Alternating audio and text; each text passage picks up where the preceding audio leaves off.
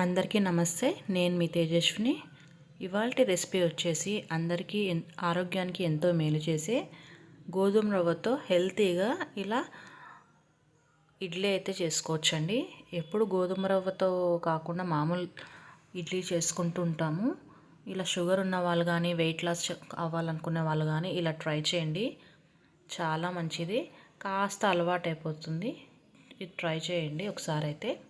కొత్తగా నా ఛానల్ ఎవరైనా చూస్తుంటే సబ్స్క్రైబ్ చేయండి, లైక్ చేయండి, అలాగే షేర్ చేయండి. ఇంకాస్త మంది నా వీడియోని అయితే చూడగలుగుతారు. ఇప్పుడు నేను ఇక్కడైతే ఈ గ్లాస్తో నేను గోధుమ రవ్వను అయితే తీసేసుకున్నాను. స్టవ్ ఆన్ చేసి కడాయి అయితే పెట్టేసుకొని 1 టేబుల్ స్పూన్ దాకా ఆయిల్ అయితే వేసుకోండి. ఇలా ఆయిల్ వేసుకున్న తర్వాత ఇందులోకి వచ్చి 1 టేబుల్ స్పూన్ దాకా మినప్పప్పు, 1 టేబుల్ స్పూన్ దాకా శనగపప్పు, ఆవాలు, జీలకర్ర అన్నీ బాగా చిటపట్లాడి బాగా ఫ్రై అయ్యే వరకు అయితే ఫ్రై చేసుకుందాము. తర్వాత ఇందాక మనం తీసుకున్న గోధుమ రవ్వను అయితే వేసేసి ఇది బాగా కలర్ చేంజ్ అయ్యే వరకు అయితే వేపేసుకుందాము. ఇలా వేపుకోవడం వల్ల మన ఇడ్లీ బాగా టేస్టీగా ఉంటుంది. ఇవన్నీ బ్యాళ్ళు వేసుకోవడం వల్ల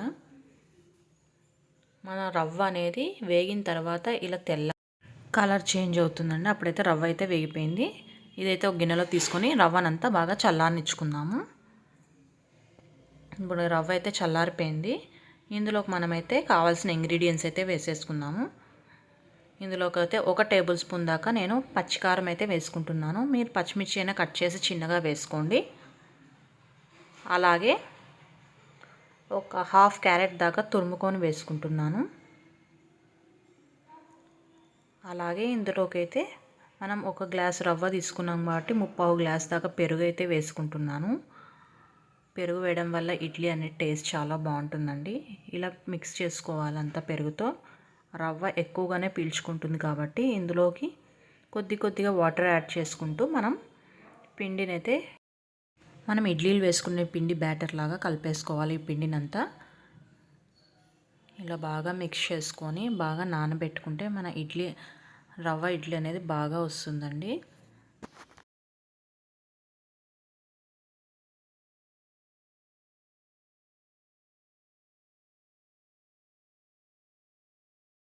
ఇప్పుడు ఇందులోకి అయితే మనము తగినంత సాల్ట్ కూడా యాడ్ చేసుకుందాము. అలాగే సోడా పొడి కూడా యాడ్ చేసేసుకుందాము. అంతా ఒకసారి బాగా మిక్స్ చేసేసుకొని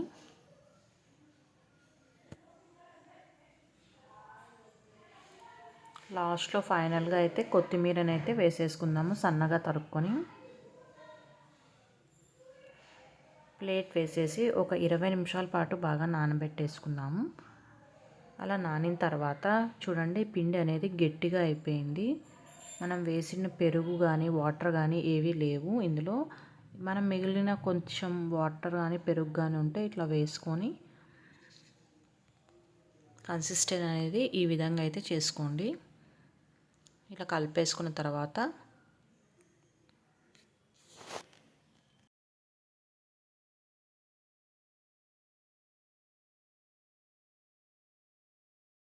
మనం ఇడ్లీ ప్లేట్ తీసుకొని దీనికంతా ఆయిల్ అయితే అప్లై చేసేసుకొని ఇందులోకి అయితే పిండిని అయితే వేసేసుకున్నాము.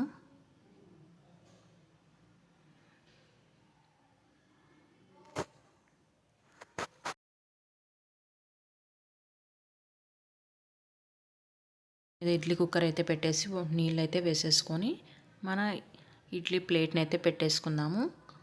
ఉడికిన తర్వాత చూడండి ఎంత కలర్ఫుల్గా ఉన్నాయో. ఇలా పిల్లలకి చేసి పెట్టినా కూడా వాళ్ళు టేస్టీగా తింటారు. అలా హెల్త్కి కూడా చాలా మంచిది కదండి. ఇంకా ప్లేట్ తీసుకొని వేడివేడిగా మన గోధుమ రవ్వ ఇడ్లీ అయితే సర్వ్ చేసేసుకోవడమే. ఇందులోకి చట్నీ అయితే చాలా టేస్టీగా ఉంటుంది.